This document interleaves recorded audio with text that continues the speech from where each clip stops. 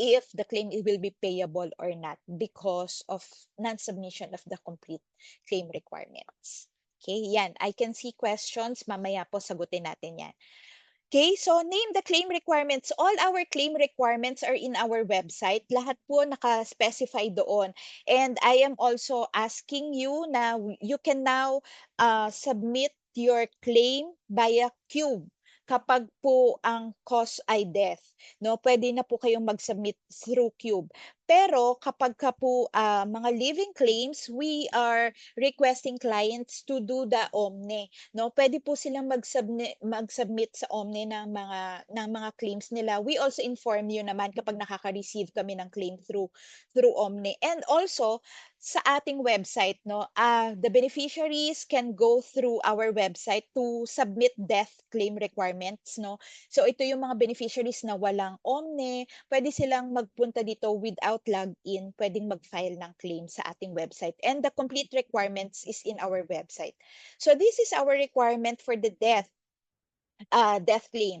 So mapapansin ninyo for incontestable claim, kakaunti lang, 5 lang. The death certificate claimant statement form to be filled up by every beneficiary, by each beneficiary. Proof of relationship, so kailangan namin ng marriage contract kung ang beneficiary ay si spouse. Kung ang beneficiary naman po ay mga anak, then we need the birth certificate to check, no, yung proof ng relationship nila. And then the valid ID ni beneficiary and valid ID ni insured. Pero kapag contestable po yung claim, nagiging 7 because we need the certified true copy of the medical records and the attending physician statement form. So merong mga fini-fill upan yung mga doktor na attending physician statement form. Pero kapag ka-incon na, we do not require for medical records and APS. Okay? So ito po yung mga what if natin, yung mga additional requirements natin needed. So if the death is due to violence death, we need the police report, original or certified true copy. We need the autopsy report kung meron po. Driver's license if the accident happened while the insured was driving a vehicle. So bakit, Miss Julie, nagbigay na kami ng passport, bakit kailangan nyo pa ng driver's license? Yan yung mga naririnig namin. Bakit ba kailangan ng driver's license? Because lalo na kapagka ang cause of death ay vehicular, kailangan naming makita, may lisensya ba? No? Si insured while driving, ano ba yung lisensya niya? Pwede ba siyang mag-drive ng motor? Pwede ba siyang mag-drive ng kotse? So we are checking on those. And then, we also require for sworn statement of witnesses kung meron. Ito usually yung mga violent death. Ito yung mga murder, gunshot wound. So meron kami mga statements na hinihingi coming from the witness and other evidences of accident. So nakaka-receive kami niyan. Okay, for if the beneficiary is minor, no, and the benefit is less than 500,000, so 500,000 or less than 500,000, we just require for affidavit of legal guardianship and then the copy of valid ID ni legal guardian. So ipapanotaryo lang po ito. Pero ang benefit po na computation natin is the total benefit that will be received by the minor beneficiary. So kapag ka more than 500,000 na po, 500,001, 500,002, basta more than 500,000, we have a court decision requirements. Actually, ito ang requirements lang natin dito is the court decision and then the copy valid ID nung legal guardian. At saka yung guardianship bond approved by court. So nagkakaroon lang tayo ng requirements for petition of guardianship, letters of guardianship, and oath of office guardianship kapag po hindi magulang or hindi parents yung mga legal guardian. So kung halimbawa po ang legal guardian ay si lola, si tita, hindi parents, then we require. Pero wag po kayong mag-alala dahil i-inform naman namin kayo kung ano yung requirements. And we are asking, hindi po ito agad-agad sinasubmit sa amin kapag nag-claim. Let's wait for may mga ganun po, no? Let's wait for the approval, no? Kasi minsan deny pala yung claim, nagpa-guardianship ban pa sila, eh hindi pa naman approve yung claim.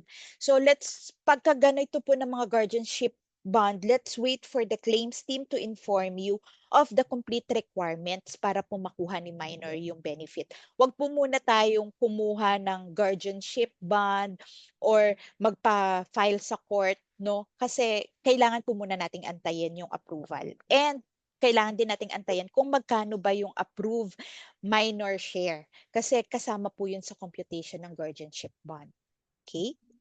So, if the beneficiary is estate, ito yung kanina na sinasabi ko, yung estate requirements, yung wala na talaga tayong babayaran dahil hindi na natin kilala kung sino pa yung pamilya na babayaran natin. Ito po yung mga requirements, no? Medyo madami, pero bihira naman pong mangyari ito. Pero mas marami nga talaga pagka estate requirements. So, we require for extrajudicial settlement or where the insured's residence, no? So, ayun, kinukuha pa yun sa Registry of Deeds. Affidavit of publication, newspaper clippings where the EJS or extrajudicial settlement was published, the proof of relationship to the heirs of the deceased. Kapag ka naman po nag-iisa lang yung estate, affidavit of self-adjudication lang yung nire-require natin, hindi na yung deed of extrajudicial settlement. If the policy was assigned to person, so ito po yung may kailangan na may mga utang, we just require for certificate of indebtedness at the time of death of the insured. So usually we pay muna, no? Halimbawa po ang coverage ay 5 million, tapos ang utang ay 2 million, babayaran muna natin si 2 million. Usually banks, no, yung mga pagkakautang nila. And then, yung remaining benefit, ayun po yung paghahati-hatian ng beneficiary. So, ganun po yung ginagawa natin for collateral assignments. So, if the policy was assigned to corporations, kagaya po nung mga underwriting requirements, ganun din po with claims. So, kailangan lang natin ng SEC registration, secretary certificate, certificate of indebtedness, ito yun yung at the time of death, magkano talaga yung pagkakautang ni insured. Kasi nararanasan namin, lumolobo na because of the interest. Pero ang dapat at that date of death ni insured kung magkano lang yung utang, 'no? So, copy of government ID nung authorized signatory or corporate secretaries and yung W-9 and W-8 kung may USND siya. Okay. So, if that happens outside the Philippines, ini-inform din naman po namin kayo kung ano yung mga requirements. So, usually, that certificate kailangan po ay merong um, red ribbon.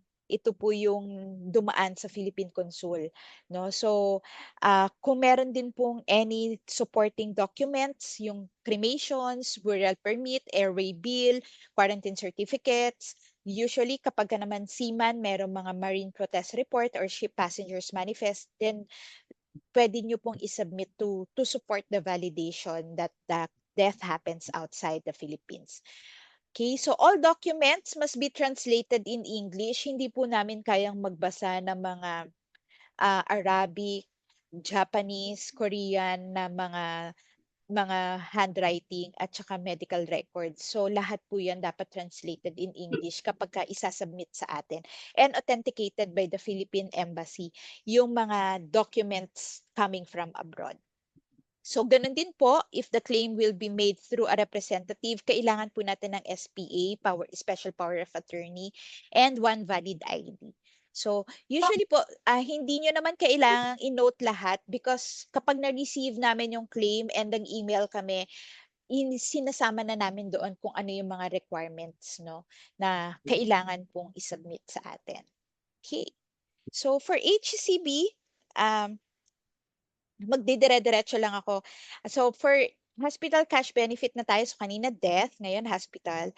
So, kagaya ng sinabi ko for riders laging contestable. Kailangan po natin ng claimant statement, complete hospital records, and usually for HCB SOA kailangan natin statement of account coming from the hospital. Kasi dun tayo nagbe-base kung kailan yung date admitted and date discharge. Okay? Pero kapagka sa Omni po nag-submit, kahit wala na pong claimant statement form, okay lang. Yung clients natin, nakalagay din po sa Omni kung ano yung mga requirements na kailangan natin. So, mas ideal po kung doon sila magsa-submit ng requirements. Ira-run through ko lang po kayo on the HCB or Recovery Pro 'no. For hospital confinements, kailangan po 3 araw na confine. 'No, so kung 2 araw lang na-confine, outright denial po. So kailangan po 3 days yung hospital confinement. Pero in which cases, ito po yung sinasabi lang dun sa policy provision natin. Halimbawa po on the first confinement, let's say 2 araw lang siyang na-confine because of dengue. Pero after a week, na-confine po ulit siya or bumalik siya sa hospital because of dengue tapos 2 araw, pwede po Hmm, natin yung pagsamahin. Dahil iisa lang yung diagnosis 'no. Ito po yung kahit hindi continuous yung hospital confinement, pero iisa lang yung diagnosis, we can accept that provided that the illness occur within the 30 days period. So hindi puwedeng ngayon 2 araw dengue, tapos after 2 months magke-claim ka ulit ng na dengue ka ulit. So hindi po pupuwede yun, dapat within 30 days. And then the hospital confinements po dapat, up to 1,000 days lang. So wala pa naman tayong experience na na-ospital na ng 3 taon. 'No, so up to 1,000 confinements lang ang Recovery Pro natin. Pero 'pag ICU po hanggang 365 days lang yung payable. So, wala din pa rin naman tayong experience na 365 days sa ICU. So, ayun lang po up to max ng 365 kapag na-max na po yun, wala na pong payable for ICU. And gano'n din po for hospital confinements exceeding 1,000 days. Okay. And then of course for HCB meron din po tayong mga exclusions 'no, ayun yung sinasabi ko na each policy provisions meron tayong exclusion. 'Pag pregnancy related, yung cost ng hospitalization hindi po natin binabayaran because that is, hindi naman po illness yung pregnancy. Kung halimbawa nagpabelo, nagpa-tummy tuck, nagkaroon ng sexual change 'no, hindi po natin babayaran basta mga hospitalization na cosmetology, parang para pagpapaganda sa kanila. So, hindi din po tayo nagbabayad ng mga gano'n. So, nasa exclusions din natin 'yon. So, dapat po illness yung cause ng hospitalization, okay. So, for waiver of premium and critical illness, pareho lang po ito ng mga requirements, 'no. So, claimant statement, attending physician statement form, lagi basta po waiver of premium and critical illness, we always require for medical records, complete medical records, and APS. At gano'n din po kung ang cause ay accident, kailangan pa rin namin ng police traffic report or police report and then license ng client. Ang kaibahan lang po for waiver of premium, we require for DTR or daily time record or certificate of absence coming from the employer. Bakit po? Kasi 'di ba meron tayong policy provisions on the waiver of premium kapagka hindi po ito critical illness, usually kasi ngayon kapag critical illness ay na-approve, approve na si waiver of premium. Wala na tayong problema do'n. Pero kung waiver of premium lang, kailangan namin pong ma-justify na hindi na po siya nakakapagtrabaho ng 6 months or hindi na po siya nakakapasok. That's why we are requiring for the leave of absence certification coming from the employer. So pareho lang po ito ng requirements with the critical illness benefit form. So ganun po, kapag critical illness, iba-iba po yung mga diagnostic test na kailangan ninyong isubmit. Ini-inform din naman po namin kayo. So kung halimbawa po ang kini-claim ay cancer, then kailangan merong histopath or surgical pathology report. Kung pong ang cause ng kini-claim ay stroke, then we require for CT scan or MRI. So iba-iba po yung benefit. Yung requirements natin, medical records requirements, and ini-inform naman po namin kayo at the time of submission ng requirements. Okay, for the CI guidelines and waiver of premium, when is claim not payable? During the contestability period. If there's a concealment of material medical history at the time of application, then claim will be denied and the policy will be rescinded. If the condition of the insured did not meet the criteria or definition of that specific eligible critical illness, Ito po yung number one reason natin for the denial ng CI. Mamaya po i-explain ko sa inyo ano ba yung number two na if the condition of insured did not meet the criteria. Okay? So number three, if signs of a condition become apparent to the insured within the 90-day no claim period, even if the diagnosis happened after no of the 90 day. So ito po yung tinatawag nating waiting period na 90 days. So kapag po ang signs and symptoms is apparent to the insured within the 90 days from the day na bumili si kliyente, the claim will still be denied kahit na diagnose siya after the 90 days. Example, bumili si client ng January 1, meron siyang nakapang mass sa breast niya ng February. Hindi siya nagpa-check up. Nagpa-check up si client June na. Pero yung pong mass ay naandoon noong February within the 90-day waiting period. So the claim is not payable. Okay? So ayun po yung tinatawag natin na 90-day waiting period. And meron din tayong tinatawag na surviving period, which is 14 days. So ito po, no, usually nagbibigay kayo sa amin ng claim is Julie Parash na stroke, kailangan na ng pambayad sa ospital. Meron po tayong survival period na 14 days. Kailangan po nating antayin. Kailangan po nabuhay si kliyente ng 14 days bago po tayo magbayad ng critical illness. Okay? So, ganun po. May inaantay po tayong panahon na kailangan buhay siya ng 14 days.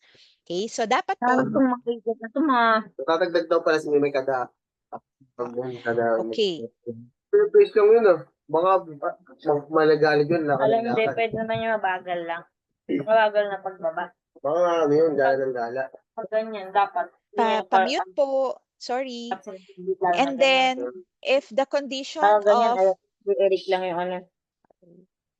So, if the condition falls under the exclusions, no? So, may mga exclusions po na nakalagay sa policy provisions. So, hindi din po tayo nagbabayad. We note naman po kung may mga exclusions na nakalagay doon and then we do not pay. If there's fraud, so, ayun po yung ibig kong sabihin kanina, if there's an intention to deceive the company, if there's a fraudulent documents that was submitted, and if there's a fraudulent insured, then we do not pay the claim. And of course, the non-submission of complete claim requirements. Ito po yung example ko nung number 2, na if the condition of the insured did not meet the criteria, halimbawa po ang kinukuha po ng kliyente is stroke, 'no, ang critical illness niya is stroke. Lahat po ng policy provisions natin, naka-define po doon lahat ng illnesses do'n sa policy contract. So halimbawa po for the stroke, ito po yung policy provision natin. Ang meaning po ng stroke, a cerebrovascular incident including infarction of brain tissue, cerebral and subarachnoid hemorrhage, cerebral embolism and cerebral thrombosis as evidence of all of the following. There is an evidence of permanent neurological damage confirmed by a neurologist at least 6 weeks after the event. And there are MRI, CT scan, or other reliable imaging techniques consistent with the diagnosis of the new stroke. The following do not meet the definition of stroke: transient ischemic attack, brain damage due to accident or injury, infection, vasculitis, and inflammatory disease, Ayusin yung mga vascular pangalan. disease affecting the eye or optic nerve, and ischemic disorder of the vestibular system. So, dito po, ang ibig sabihin, ang titignan namin, dapat po merong evidence of permanent neurological damage. Kung makikita namin sa APS, nakalagay dun sa doktor na good prognosis after 2 weeks therapy, lahat naman po talaga nai-stroke, pero it's not all payable. Meron mga nai-encounter yung iba na mild stroke tapos after a few weeks or after a few months with the rehabilitation, okay na siya. So there's no evidence of permanent neurological damage. Nagbe-base po kami ng assessment namin on the APS that was submitted and by the medical records. So kung sinasabi po nung doktor na, temporary neuro damage lang 'yan, good prognosis, the client can now walk, the client can talk, hindi po siya approvable, okay? So it depends on the medical records that will be submitted to us. Pinakamadaling example, loss of hearing. Halimbawa po, mag-a-assess kami ng loss of hearing for critical illness. Ang definition for loss of hearing, irreversible loss of hearing at least 80 decibels in all frequency in both ears as a result of illness or accident. So kapag naka-receive kami ng assessment na yung right ear lang ang hindi nakakarinig, denied po. Kasi ano yung requirement natin? In both ears. 'Di ba? Tapos meron pa siyang requirement. The inability to hear must be established for a continuous period of 6 months. So ibig sabihin po, merong mga premature claim. Kasi kapag sinubmit sa amin, ma'am, hindi pa po ngayon kailangan mag-submit kasi we have to wait for 6 months. Minsan dun kami nagre-require ng APS, 'no? Kasi sinasabi dun sa policy provisions natin dapat continuous of 6 months yung hindi niya yung loss of hearing, 'no? So kailangan din merong basis of audiometric and sound threshold test result. So isa din yun sa nire-require namin. So ito po yung sample on how we assess the critical illness. Meron po mga criteria on our policy provisions that should be established by the insured, 'no? Kaya minsan nagkakaroon po ng denial ng claim. Okay? Ito po yung mga reasons for the denial of the death claim. So, concealment of material medical information, napakalaki, no? Napakalaking porsyento po na nagde-deny tayo because of concealment or non-disclosure of material medical information. 3% policy is lapse, 2% suicide. So kapag ka po suicide, hindi din tayo nagbabayad. 1% policy has no death benefit. For critical illness, ito yung reasons natin. 65% did not meet the CI definition. Ito po yung explanation ko kanina. And then 26% lang naman yung merong concealment of material medical information. And there's pre-existing condition, 3% not list of covered critical illness. So halimbawa po, ang nangyari lang ay cholecystectomy, myomectomy, hindi naman siya covered critical illness. So yun din po, isa din pong reason for denial natin.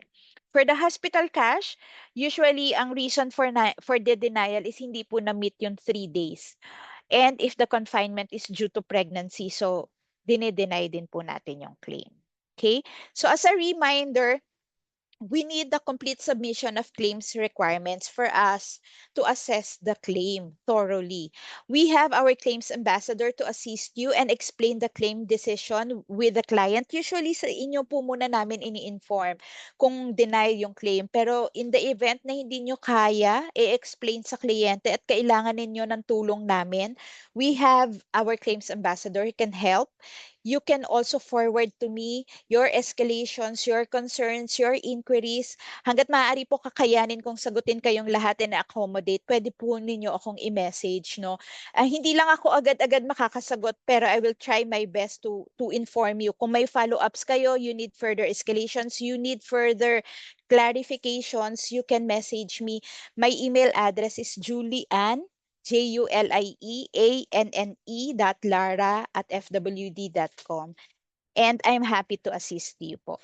And with that, thank you.